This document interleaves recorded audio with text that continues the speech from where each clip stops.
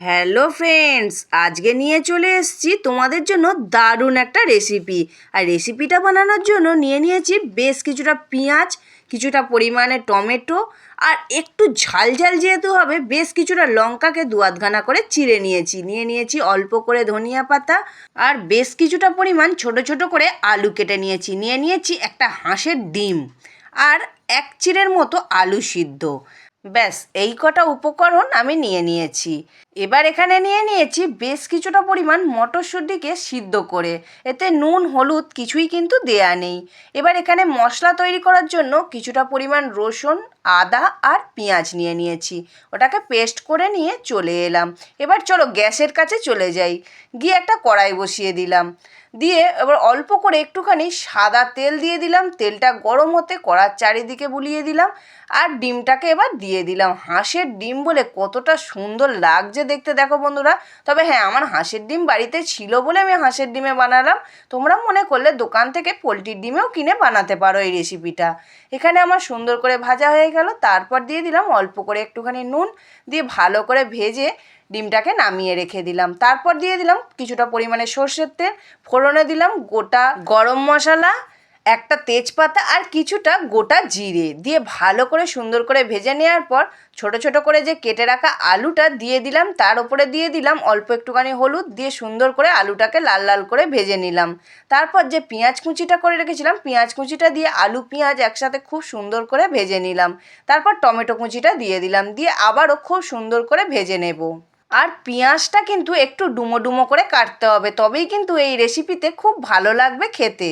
এরপর যে মশলাটা বেটে রেখেছিলাম পেঁয়াজ আদা রসুন, সেই মশলাটাকে দিয়ে দিলাম। এবার ওই বাটিটা ধুয়েও একটু জল দিয়ে দিলাম, দিয়ে বেশ কিছুক্ষণ ধরে কষাতে থাকবো। একটু যেই সুন্দর গন্ধ বেরোবে তারপর দিয়ে দেব পরিমাণ মতো নুন, হলুদ গুঁড়ো আর লঙ্কা গুঁড়ো, আর অল্প একটুখানি চিনি স্বাদ অনুযায়ী দিয়ে মশলাটাকে খুব সুন্দরভাবে কষাতে হবে। মশলা কষানোর ওপরেই নির্ভর করে রান্নার টেস্ট। বন্ধুরা, আমার এখানে মশলাটা সুন্দর করে কষানো হয়ে যাওয়ার পর অল্প একটুখানি ধনিয়া পাতা দিয়ে দিলাম, দিয়ে আবারও কষালাম। তারপর সেদ্ধ আলুটাকে একটা গ্রেটারের সাহায্যে খুব সুন্দর করে গ্রেট করে করে দিয়ে এইভাবে মশলাটাকে কষিয়ে নিলাম।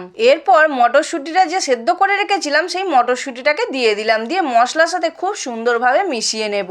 সুন্দরভাবে যেই মেশানো হয়ে গেল, আমি পরিমাণ মতো এখানে জল দিয়ে দিলাম। এবার একটু ফুটতে থাকুক, তারপর যেই একটু ফুটে ফুটে যাবে কাঁচা লঙ্কা চেরাগুলোকে দিয়ে দেব, দিয়ে আবারও বেশ কিছুক্ষণ ফুটতে দেবো। আর বন্ধুরা, আমি এখানে যে আলু সিদ্ধটা দিয়েছিলাম, আলু সিদ্ধটা দিয়েছি জাস্ট একটুখানি ঘন ঘন হওয়ার জন্য।